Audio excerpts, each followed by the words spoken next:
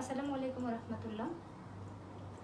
Axis medical স্কুলের মাধ্যমে যারা আমার ফার্মাকোডিনামিক্সের এই ক্লাসে জয়েন করছে তাদের সবাইকে শুভেচ্ছা, এবং আমার ছাত্রছাত্রীরা যারা আমার ইউটিউব চ্যানেলের মাধ্যমে ক্লাসটি দেখছে তাদের সবাইকে শুভেচ্ছা। ফার্মাকোডাইনামিকের আজকের ক্লাসে আমাদের receptor pharmacology, enzyme linked receptor এবং ইন্ট্রাসেলুলার রিসেপ্টর, এই দুটো আমরা আলোচনা করব, এবং এর সাথে শেষ হয়ে যাবে আমাদের রিসেপ্টর ফার্মাকোলজি ক্লাস। তো মাস্ক পরে ক্লাস, কারণ মাস্ক হলো ভ্যাকসিন, এবং মাস্ক পরে কথা বললে কারো কথা বুঝতে কোনো সমস্যা হয় না, তাই কথা বোঝানোর জন্য মাস্ক খোলার কোনো দরকার নেই।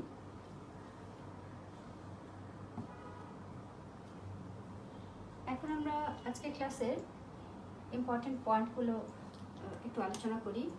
আমরা আন্ডারলাইন করেছি এনজাইম লিঙ্কড রিসেপ্টর। তো এই এনজাইম লিঙ্কড রিসেপ্টর হলো একটা ট্রান্সমেমব্রেন রিসেপ্টর। ট্রান্সমেমব্রেন কথাটার অর্থ কি? ট্রান্সমেমব্রেন অর্থাৎ অ্যাক্রস দ্য মেমব্রেন। যে অ্যাক্রস দ্য মেমব্রেন, একটা সেল মেমব্রেনের এক্সট্রা সেলুলার এবং ইন্ট্রাসেলুলার পোর্শন থাকে, তার মাঝখানে অর্থাৎ এর ভিতর থেকে বাইরে বা বাইরে থেকে ভিতরে, এক্সট্রা টু ইন্ট্রা আর ইন্ট্রা টু এক্সট্রা মুভ করানোর জন্য যে সাপোর্টিভ যে থিং থাকে তাকে আমরা বলছি ট্রান্সমেমব্রেন আর অ্যাক্রস দ্য মেমব্রেন, ট্রান্সমেমব্রেন। তো এখানে তাহলে এই এনজাইম লিঙ্কড রিসেপ্টর হলো একটা ট্রান্সমেমব্রেন রিসেপ্টর। এনজাইম এই ট্রান্সপোর্ট সিস্টেমে যে এনজাইম ডিরেক্টলি আর ইনডিরেক্টলি ইনভলভ, সে এনজাইম আমরা জানি যে এনজাইম কি, আমরা জানি যে যারা ক্যাটালিস্ট হিসেবে বিভিন্ন কি বায়োকেমিক্যাল রিয়াকশনে রোল প্লে করে তাদেরকে বলা হয় এনজাইম। আচ্ছা, তো এইখানে এই রিসেপ্টরের আরেকটা নাম হলো এই জন্য ক্যাটালাইটিক রিসেপ্টর। আরেকটা আমরা কি বলছি? Catalytic receptor. হ্যাঁ, আচ্ছা, এখানে লিঙ্ক অর্থাৎ সংযুক্ত করা, এটা আমরা সবাই জানি, তাই না? আচ্ছা, তো সংযুক্ত করা, কাকে সংযুক্ত করবে? এনজাইমকে কার সাথে? এনজাইমকে রিসেপ্টরের সাথে লিঙ্ক করবে। হ্যাঁ, একটা ট্রান্সমেমব্রেন এনজাইম লিঙ্ক রিসেপ্টর। তো এখানে একটু আমি বলি আগে যে আমি অনেক দ্রুত কথা বলি, এরকম একটা কমপ্লেন আছে। চেষ্টা করব ধীরে বলার, যদিও পারি না। ধীরে বললে হয়তো আমার অনেক ভুল কম হতো। অনেক ভিডিওতে আমি দ্রুত বলতে গিয়ে হয়তো অনেক ভুল তথ্য দিয়ে ফেলেছি। আমার এই অনিচ্ছাকৃত ত্রুটির জন্য আমি ক্ষমা প্রার্থী। তো এই ভিডিওগুলো হয়তো থেকে যাবে, আমি না থাকলেও এই ভিডিওগুলো থেকে যাবে, তাই আমার অনিচ্ছাকৃত প্রদত্ত কোনো ভুল তথ্য যদি কাউকে বিভ্রান্ত করে তার জন্য আমি ক্ষমা প্রার্থী। এবং কোনো কিছু বুঝতে সমস্যা হলে আমি বরাবরের মতো বলবো, please go through the text books, everything given in text books and everything will be clear দেয়ার।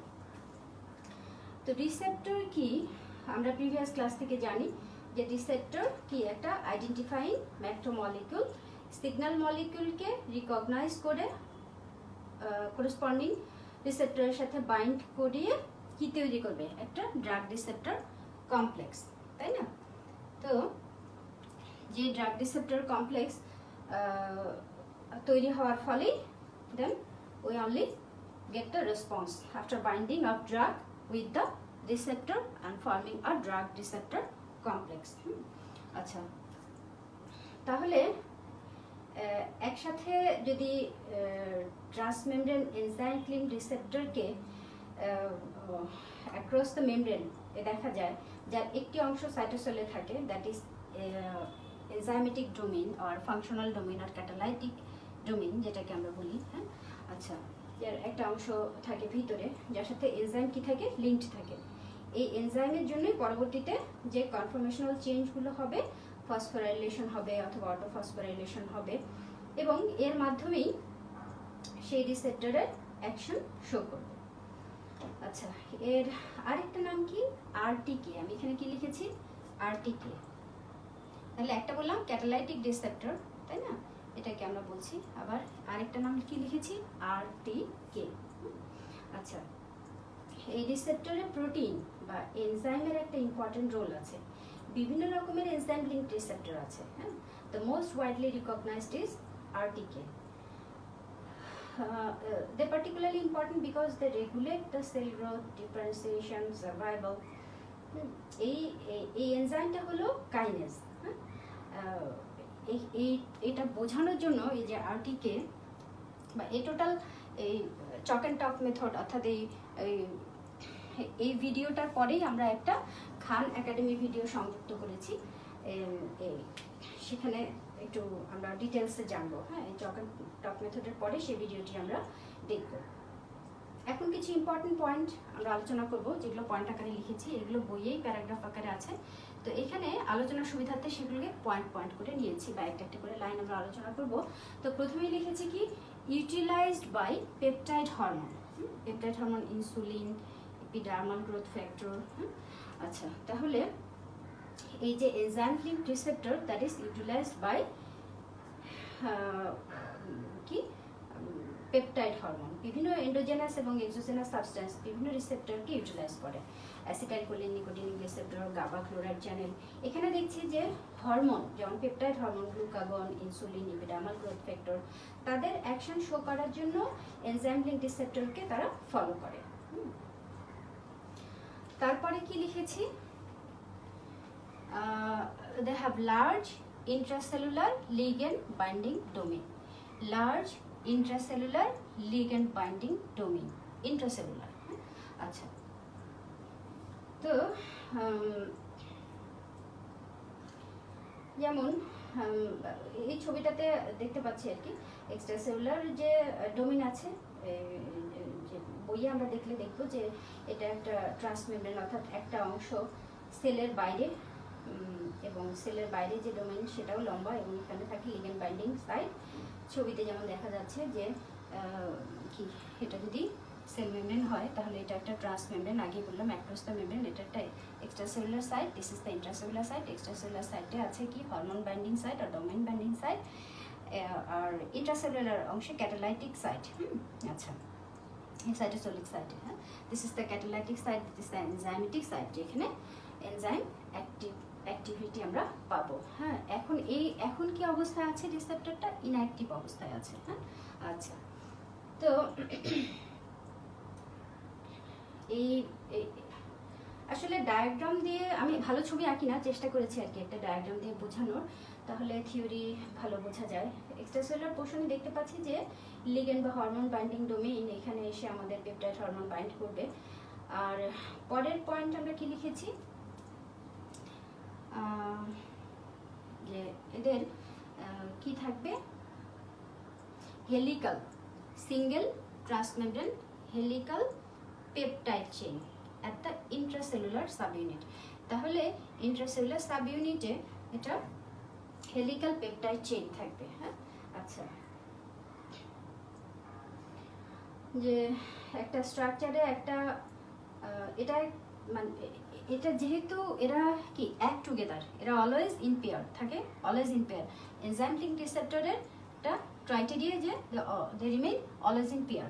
তাহলে এখানে একটা মোনোমারিক, এই ইউনিট এবং এই ইউনিট দুটোতে দুটো আলাদা আলাদা আমরা সিঙ্গেল ডোমেইন দেখতে পাচ্ছি। একটা স্ট্রাকচারে একটা মোনোমারিক, ইন্ডিভিজুয়ালি তারা এখন ইনঅ্যাক্টিভ, হরমোন সিস্টেম এখনো তাদের অ্যাক্টিভ করেনি। তো একটা ইনঅ্যাক্টিভ স্টেটের মানে আমরা এখন যেটা বলছি সেটা হচ্ছে ইনঅ্যাক্টিভ স্টেটের কথা।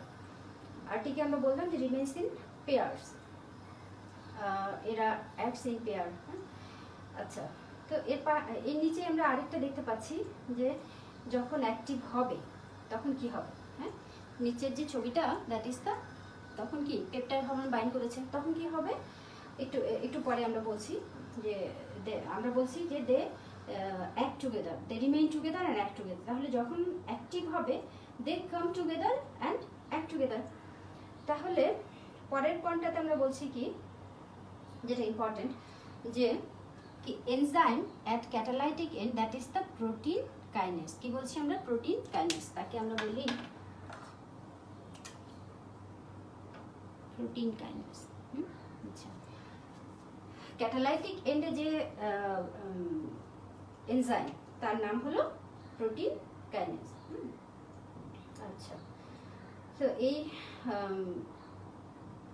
যে সাইটোসলিক সাইডে যে প্রোটিন আমরা পাবো তাকে যে আমরা প্রোটিন কাইনেস বলছি, এর নাম হলো কি টাইরোসিন কাইনেস। এরা কি করে, যে এটা হলে কি বলছি রিসেপ্টর টাইরোসিন কাইনেস, এটার নাম কি রিসেপ্টর টাইরোসিন কাইনেস। এখানে যে এনজাইমটা পাওয়া যায় সেটার নাম অনুযায়ী। হ্যাঁ, এরা কি করে, এদের যে ফসফেট মলিকিউল আছে, হ্যাঁ, সেটাকে অ্যাড করে দেয় অটোফসফোরাইলেশনের সময়।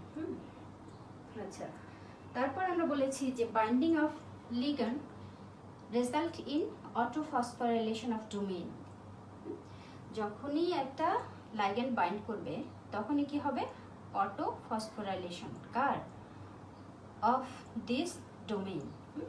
আচ্ছা, বাইন্ডিং হবে লিগ্যান্ড এখানে একটা হরমোন বাইন্ডিং সাইট আর লাইগ্যান্ড বাইন্ডিং সাইট, এবং অটোফসফোরাইলেশন হবে এই নিচের ডোমেইনে। হ্যাঁ, আচ্ছা,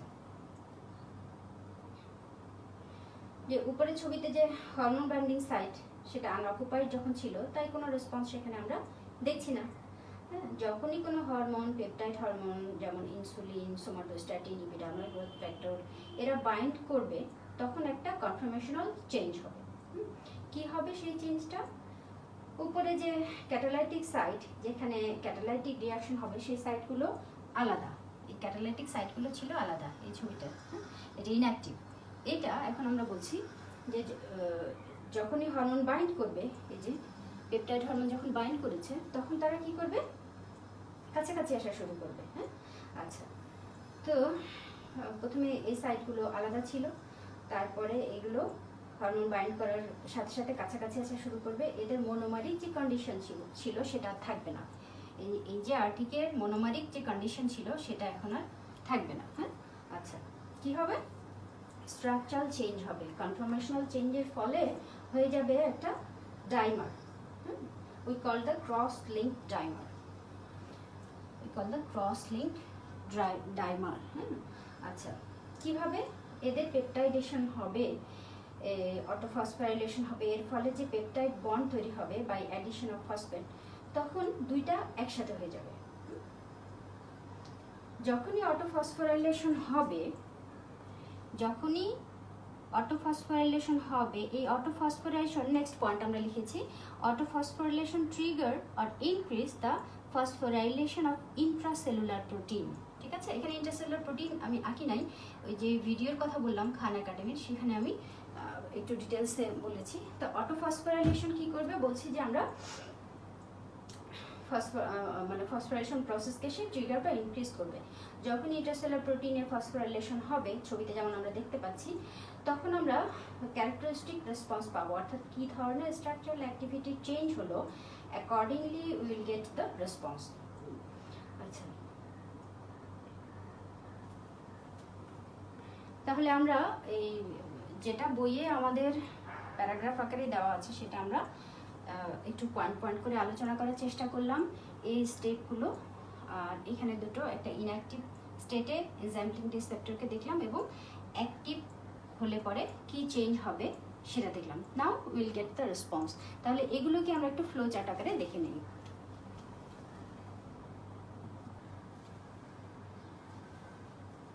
এখন যখন অ্যাক্টিভ হলো, অর্থাৎ এটা তো ইনঅ্যাক্টিভ অবস্থায় ছিল আরটিকে, যখন কিনা অ্যাক্টিভ হলো, that is after binding of the peptide hormone with the hormone binding site, that is the extracellular portion, তখন কি হবে, hormone binding site induce the dimerization. হ্যাঁ, আচ্ছা, there will be a conformational change and formation of active kinase.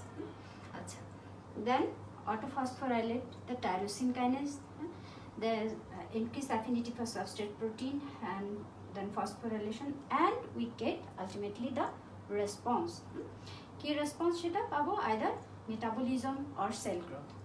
তাহলে hormone binding সাইটে hormone bind করার ফলে আমরা মেটাবলিজম বা আলটিমেট যে রেসপন্স আমাদের মেটাবলিজম এবং সেল গ্রোথ। এখন যে এই আরটিকে এনজাইম লিঙ্ক রিসেপ্টরের ইম্পর্টেন্সটা কি, যে সেল গ্রোথ এবং মেটাবলিজমে যে রিসেপ্টর আমাদের লাগে, সেই রিসেপ্টরের ইম্পর্টেন্সটাই আমাদের জানতে হবে। অনেক সময় ভাইভাতে ধরে, বা এনজাইম লিঙ্ক রিসেপ্টর অনেক সময় শর্ট নোট আকারেও আসে।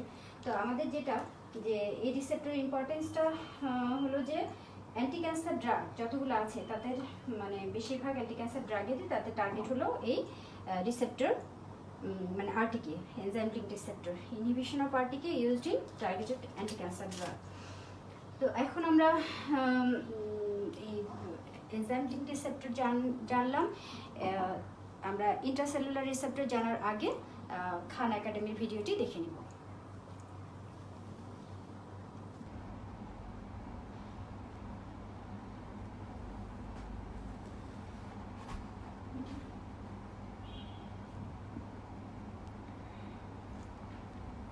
হোয়াইট বোর্ড প্রেজেন্টেশনের পরে আমরা একটা ভিডিও দেখব। ভিডিও থেকে এনজাইম লিঙ্ক রিসেপ্টর একটু ডিটেলসে জানার চেষ্টা করব।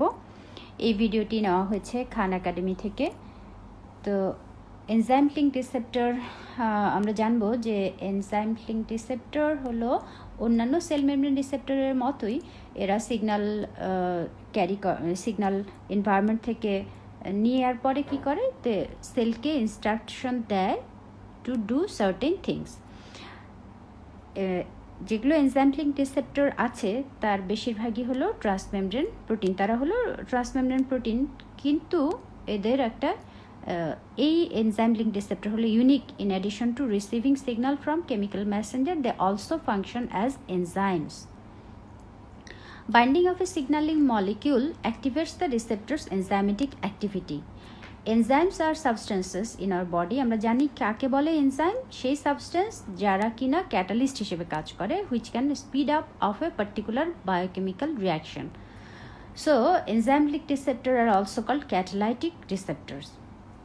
একটা ছবির মধ্যে আমরা দেখতে পাচ্ছি যে সেল মেমব্রেন, একটা ফসফোলিপিড বাইলেয়ার দেখতে পাচ্ছি সেল মেমব্রেনের, যেটার একটা আউটার এনভায়রনমেন্ট, এক্সট্রা সেলুলার একটা ইনসাইডে সেলের একটা এনভায়রনমেন্ট দেখতে পাচ্ছি। জেনারেল স্ট্রাকচার যদি এনজাইম লিঙ্ক রিসেপ্টর এরকম আমরা শেপ আমরা ধরি, তাহলে উপরে আমরা দেখতে পাচ্ছি যে এখানে একটা লিগ্যান্ড বাইন্ড করবে, এটা লিগ্যান্ড বাইন্ডিং ডোমেইন, এবং নিচে যেটা ইন্টারসেলুলার পোর্শন সেখানে আমাদের যেটা কিনা আমরা এনজাইমেটিক ডোমেইন বলি, this is our functional domain.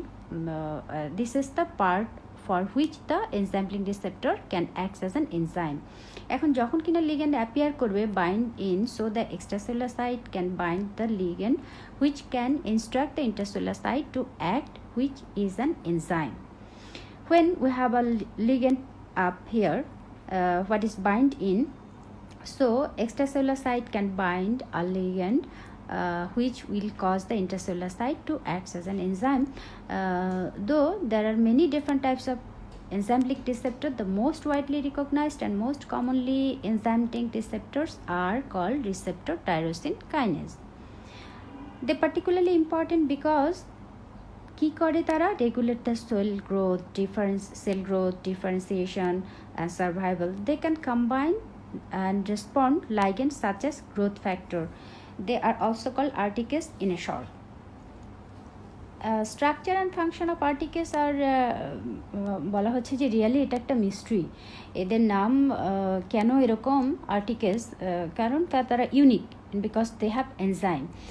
একটা রিসেপ্টর যদি এভাবে আঁকা হয়, বাম দিকে যেভাবে দেখা যাচ্ছে, এটা ইউনিক কারণ কি বলছি আমরা, যে এখানে টাইরোসিন ইন্টারসেলুলার সেকশনে আছে, যেটা কিনা enzymatic section.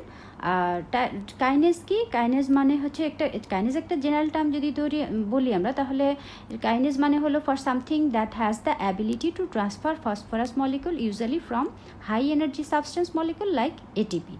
So receptor tyrosine kinase have the ability to transfer phosphorus from ATP to intracellular proteins, which activates them. That is the enzymatic function of the receptor tyrosine kinase, to transfer these phosphorus molecules. This protein, which are now phosphorylated, can carry other messages through signal transduction. এখন আমরা যেটা বলছিলাম যে এই particular process যে about আরটিকে, যেটা কিনা পেয়ারে থাকে, ডিমেনসিন পেয়ার, যেটা আমরা দেখতে পাচ্ছি যে আরেকটা পেয়ার পাশাপাশি। তো যখন কিনা সিগন্যাল আউটসাইডে বাউন্ড করে, তখন আরটিকে পেয়ারে কাজ করে। তারা একত্রে কাজ করে, they come together and act together. পরের ছবিটাতে যেটা আমরা দেখতে পাচ্ছি যে they become close together. In bottom tyrosine is bind and ligand is bounded on top.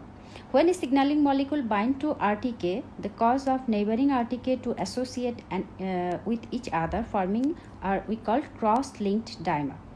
So now thing that's formed when these two come together is called cross-linked dimer. RTK needs act in pair. The reason why is because cross-linking activate the tyrosine kinase. Tyrosine kinase অ্যাক্টিভিটিকে করে এবং কিভাবে ফসফোরাইলেশনের মাধ্যমে. So now this tyrosine is active. They can start getting phosphorus such as RTK in the dimer, phosphorylate the tyrosine on the other RTK. There is always two tyrosines. They are usually on multiple ones. This process of one phosphorylating the other is called cross phosphorylation. So if we have ATP inside the cell, these tyrosines will cause it to become ADP with a phosphate group. This tyrosine molecule now that we have cross-linked dimer is going to pick up of this free floating phosphorus group. So now at a certain point, each one of these tyrosine are gonna get a phosphate group from ATP. Again, the reason why they need act in pairs is because one receptor RTK of phosphorylate the other one. Once cross-phosphorylated, the intracellular cytoplasmic section or enzymatic section of this RTK serve as docking platform for different intracellular proteins involved in signal transduction. So once we have phosphorus on the tyrosine, different proteins can combine and alter themselves. Example হিসেবে যদি আমরা বলি তাহলে আমরা এক টাইপের protein আছে and we can have another type of protein, they don't have them একই রকম হতে হবে এমন কোনো কথা নয়. তাহলে যখন protein now the only thing this protein really need to have to dock with ফসফরাসের সাথে এতে ডকিংটা হতে হবে in a special domain, specially called SH2. এটাকে বলা হয় কি SH2. তো যেটাকে আমরা বলি also called catalytic receptor. These can combine to phosphorylated tyrosine. Again, multiple different SH2 containing protein combine at the same time to any of these phosphorus. Here in picture drawn only proteins this one side same, and different proteins can also bind to other side. These allow activation of multiple different intracellular signaling pathways at the same time. After that, the signaling process can be really complex and often can end even in the nucleus, which affect the complex gene transcription. And so there another we have a protein bound have a signal transduction, so the signal can be passed down into the cytosol and often end on regulating gene transcription, which ultimately involve in production of proteins. That what RTKs do actually in our body. Enzyme linked receptor in general have a variety of function, but receptor tyrosine kinase again one of the most famous, most well-known enzyme-linked receptor, and they are primarily known for their role in growth factors. যেমন আমরা আগেই বললাম regulating the surface protein, যেটাকে আমরা বলি ephrin, which have a function in tissue architecture, placement in nerve ending and involved in maturation. And other growth factors including nerve growth factors also use RTKs. Another thing for RTKs are famous, যেটার জন্য খুবই famous RTKs সেটা কি they can bind with hormone, most famously কি insulin. What happen যদি RTK কাজ না করে তাহলে কি হবে, যদি ফেল করে to function properly? RTK primarily regulate করে সেল গ্রোথকে, সেটা আমরা বললাম. They can cause the issues in growth and differentiation in cells if they are not working. In fact, because of these, many cancers involve mutation in RTKs. For this reason, RTKs are actually targets for many drugs that are used in chemotherapy. For example, the breast cancer drug Herceptin is an antibody that binds and inhibits a particular RTKs that is overexpressed in many different breast cancers. তাহলে একটা summary করে যদি আমরা enzyme link রিসেপ্টরকে বলি তাহলে বলা হচ্ছে যে enzyme link receptor essentially in extracellular essentially turn in extracellular chemical signal into enzyme activity. inside the cell. Especially most well known of these are receptor tyrosine kinase, and these are the largest and most well known group. The binding of a signaling molecule into an RTK activate tyrosine kinase in the cytoplasmic section of the receptor. This actually then can lodge into many enzymatic activity reactions which can bind with different proteins, which ultimately go complicated signaling transduction, generally carrying the signal to nucleus.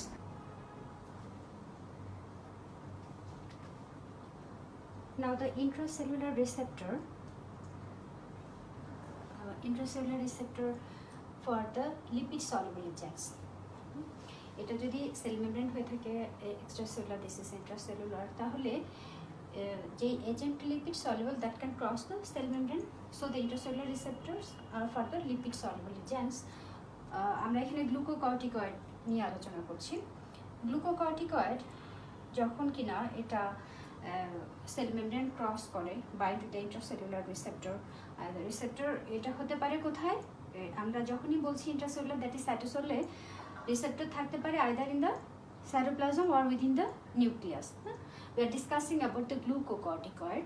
আচ্ছা, তো drug receptor complex সাইটোপ্লাজমে formation হতে পারে, drug receptor complex নিউক্লিয়াসে হতে পারে তখন, এবং এই ড্রাগ রিসেপ্টর কমপ্লেক্স যেটা সাইটোপ্লাজমে ফর্মেশন হলো, it will also go to the nucleus and stimulate the gene transcription. কাকে স্টিমুলেট করবে? জিন ট্রান্সক্রিপশনকে।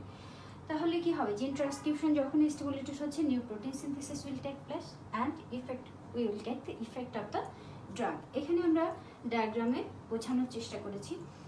তো যে গ্লুকোকর্টিকয়েডের যেটা আমরা লেফট সাইডে যেই ফ্লো চার্টটা এঁকে বোঝার চেষ্টা করেছি, যে যেটা কিনা জিন ট্রান্সক্রিপশনকে স্টিমুলেট করে new protein synthesis and we will gate ultimately gate the effect of the drug. তো এখানে আমরা যেটা প্রথম রিসেপ্টর ফার্মাকোলজির প্রথম দিকের ক্লাসে যেটা বলেছি যে উইদিন মিলি সেকেন্ডে কাজ করে, তারপরে minute second to hours, then hours minutes to hours, then hours to days. তাহলে এই গ্লুকোকর্টিকয়েডের রিসেপ্টর হচ্ছে কি, এটা আওয়ার্স টু ডেজ লাগে এর ইফেক্টটা পেতে। কেন ডিলে হয়, ল্যাগ পিরিয়ডটা কেন? Due to protein synthesis. ড্রাগের অ্যাকশনের জন্য যে নতুন প্রোটিন সিনথেসিস করতে হবে, যে নিউ প্রোটিন সিনথেসিস হবে, তারপরে আমরা ড্রাগের ইফেক্ট পাবো। জিন ট্রান্সক্রিপশনকে স্টিমুলেট করার পরে নিউ প্রোটিন সিনথেসিস হবে, তারপরে আমরা ইফেক্ট অফ দ্য ড্রাগ পাচ্ছি। তাহলে এটা কি অনেক সময় লাগছে, তাই না? আচ্ছা, due to new protein synthesis এই জন্যই আমরা স্টেরয়েড হরমোন, মানে corticosteroid, mineralocorticoid, sex hormone, vitamin D, এই সমস্ত মানে কর্টিকোস্টেরয়েড আমি দিলাম, যেমন ল্যাগ পিরিয়ড যদি হয় সেভারাল আওয়ার্স, মানে তাহলে ইফেক্ট অফ গ্লুকোকর্টিকয়েড আমরা কি ইমিডিয়েট পাবো না। ব্রঙ্কিয়াল অ্যাজমাতে যে আমরা ইমিডিয়েট ইফেক্ট পাবো না, তারপরেও দিচ্ছি কেন, কি আছে গ্লুকোকর্টিকয়েডের, যেটা গ্লুকোকর্টিকয়েড ক্লাসে নিশ্চয়ই আলোচনা হয়েছে। আচ্ছা, তারপরে অনেকগুলো রোল আছে গ্লুকোকর্টিকয়েডের, তার মধ্যে একটা হলো permissive role.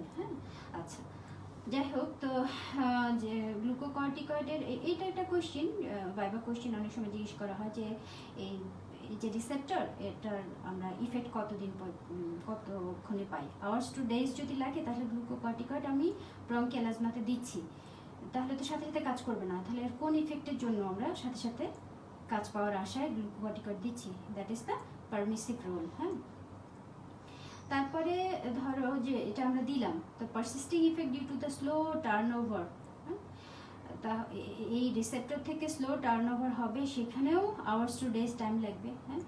This may produce long term beneficial effect হতে পারে, সেটা টক্সিক ইফেক্টও হতে পারে। আচ্ছা, তো এইগুলো গ্লুকোকর্টিকয়েড মানে এন্ডোক্রাইন ক্লাসের আলোচনা রিগার্ডিং রিসেপ্টর, যতটুকু আমরা এখানে বলা দরকার ততটুকুই বললাম। তারপরে পাশের ছবিটা আমরা খেয়াল করি, গ্লুকোকর্টিকয়েড যখন কিনা এখানে আসেনি, তখন এই গ্লুকোকর্টিকয়েড রিসেপ্টরটা স্ট্যাবল ছিল, অর্থাৎ কি একে ধরেছিল দুই দিকে দুটো বডি গার্ডকে, হিট শক প্রোটিন 90 দুইটা দুই দিকে টাইট করে ধরে আছে। কেন? যেন গ্লুকোকর্টিকয়েড রিসেপ্টর কি হতে না পারে, ফোল্ড করতে না পারে ফর কনফার্মেশন অফ চেঞ্জ, হ্যাঁ, তাহলে এই হিট শক প্রোটিন 90 দুই দিকে দুটো ধরেছিল কখন, যখন গ্লুকোকর্টিকয়েড আসেনি, in absence of glucocorticoid. when glucocorticoid crosses the cell membrane, being lipid soluble, it crosses the cell membrane, enter into the cytoplasm and binds with this receptor, তখনই কি করবে, যখন গ্লুকোকর্টিকয়েড রিসেপ্টর এর সাথে বাইন্ড করবে তখন এর যে বডিগার্ড হিট শক প্রোটিন দুই দিকে দুটো হিট শক প্রোটিন 90 দুই দিকে ধরেছিল, এরা কি করবে, আস্তে করে সরে যাবে, হ্যাঁ। Then glucocorticoid receptor complex enter into the nucleus. এটা একটা নিউক্লিয়ার মেমব্রেন দেখানোর চেষ্টা করেছি, আমি আগেই বলেছি ছবি ভালো আঁকি না, চেষ্টা করেছি। তারপরে গ্লুকোকর্টিকয়েড রেসপন্স এলিমেন্ট, হ্যাঁ, দেন ইনফ্ল্যামেটরি জিনকে সে কী করবে, মানে ইনহিবিট করবে ইন দ্য নিউক্লিয়াস, হ্যাঁ। তো এখানে গ্লুকোকর্টিকয়েডের যে মেকানিজম অফ অ্যাকশনটা ডায়াগ্রামে বোঝানোর চেষ্টা করেছি। আসলে আমি তো ভালো ছবি আঁকি না, চেষ্টা করেছি যে রিসেপ্টর পলিপেপটাইড এখানে একটা প্রোটিন হিসেবে যেটা দেখা যাচ্ছে, এটা এখানে তিনটা ডিস্টিংক্ট ডোমেন আছে। কয়টা? তিনটা ডিস্টিংক্ট ডোমেন, হ্যাঁ। সেই একটা হলো তার ট্রান্সক্রিপশন অ্যাক্টিভেটিং ডোমেন, একটা হলো ডিএনএ বাইন্ডিং ডোমেন, একটা হলো অল্টার ট্রান্সক্রিপশন অফ স্পেসিফিক, আর একটা হলো তোমার লিগ্যান্ড বাইন্ডিং ডোমেন। তাহলে কার আমরা বলছি যে তিনটা তার ডোমেন আছে, ligand binding domain, transcription activating domain and DNA binding domain, হ্যাঁ। এখন হিট শক প্রোটিনের কাজটা কি তাহলে, এই যে HPS 90 এটা কি করে, কি বললাম, হিট শক প্রোটিন HPS 90 যেটা, সেটা রিসেপ্টরকে ইন অ্যাবসেন্স অফ হরমোন তারা রিসেপ্টরের সাথে বাইন্ড করে থাকে and prevents folding into the active confirmation of receptor. যখনই হরমোন বাইন্ড করবে, দ্যাট ইজ যখনই এই লিগ্যান্ড বাইন্ডিং ডোমেনের লিগ্যান্ড দ্যাট ইজ হরমোন যখন বাইন্ড করবে steroid, that causes dissociation of HPS 90 stabilizer and permit the conversion to active configuration.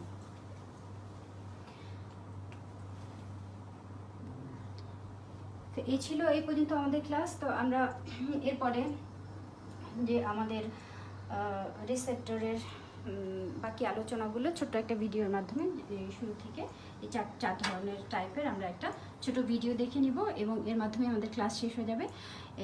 পরবর্তী class আমরা receptor related disease, drug receptor interaction, এগুলো দিয়ে শুরু করব। তাই সবাইকে আবারও সালাম ও শুভেচ্ছা জানিয়ে আমরা আজকে আমাদের ক্লাস শেষ করছি। আসসালামু আলাইকুম রহমতুল্লাহ। একটি ভিডিওর মাধ্যমে আমরা একটু জানব যে 4 ধরনের রিসেপ্টর আছে, আমরা জানি কি সেগুলো: ligand gated ion channel, ligand gated receptor, enzyme link receptor, G protein couple receptor and intracellular receptors. রিসেপ্টরের বলা হচ্ছে যে একটা স্পেসিফিক সাইট থাকে যেখানে কিনা মলিকিউল এসে বাইন্ড করে, দ্যাট ইজ লাইগেন। এটাকে আমরা বলি লক অ্যান্ড কি মডেল। লাইগেন গেটেড রিসেপ্টর সেল মেমব্রেনে যেটা থাকে, লাইগেন গেটেড রিসেপ্টরের জন্য সেল মেমব্রেনে থাকতে হবে কি একটা specific ligand gated channel for movement of the hydrophilic molecules to it. যখন কিনা লাইগেন্ড এই রিসেপ্টরের সাথে বাইন্ড করে তখন রিসেপ্টর গেট ওপেন হয়। যেমন অ্যাসিটাইলকোলিন বাইন্ড করে, তখন নিকোটিনিক রিসেপ্টরের সাথে যখন বাইন্ড করে তখন এই সোডিয়াম সেলের মধ্যে এন্টার করে এবং ইলেকট্রোকেমিক্যাল গ্রেডিয়েন্ট একটা তৈরি হয়, যেটাকে আমরা বলি ডিপোলারাইজেশন। এনজাইম লিঙ্ক রিসেপ্টরের ক্ষেত্রে যেটা কিনা transmembrane protein of the receptor, সেটাকে আমরা বলি এনজাইম অর সেই ট্রান্সমেমব্রেন প্রোটিনটা হবে enzyme or closely associated with enzyme. For example tyrosine kinase receptor, the binding of the ligand induces dimerization of the receptor, which activates its tyrosine kinase activity through autophosphorylation and phosphorylate other intracellular enzymes sequentially. The phosphorylated status of the enzyme may result in activation and inactivation, resulting in various cytoplasmic responses. G protein couple রিসেপ্টরের ক্ষেত্রে প্রথমে ligand যখন রিসেপ্টরের সাথে bind করে, that causes structural changes in the receptor and in turn changes the shape of G protein, which reduces the GTP to GDP. This leads to separation of alpha subunit from beta gamma subunits. এইটার জন্যই কি হয়, activates other enzymes and effects of the protein, effector প্রোটিনগুলো change হয়। Intracellular রিসেপ্টরের ক্ষেত্রে আমরা দেখি যে লাইগেন্ড যেটা কিনা পাস করতে হয় সেল মেমব্রেন দিয়ে to enter into the cytosol and into ultimately to the nucleus, crossing the nuclear membrane. After entering into the nucleus, the ligand binds to the intracellular receptor. This can alter the transcription of DNA within the cell. এটা হলো in a short 4 রকমের আমরা type জানলাম.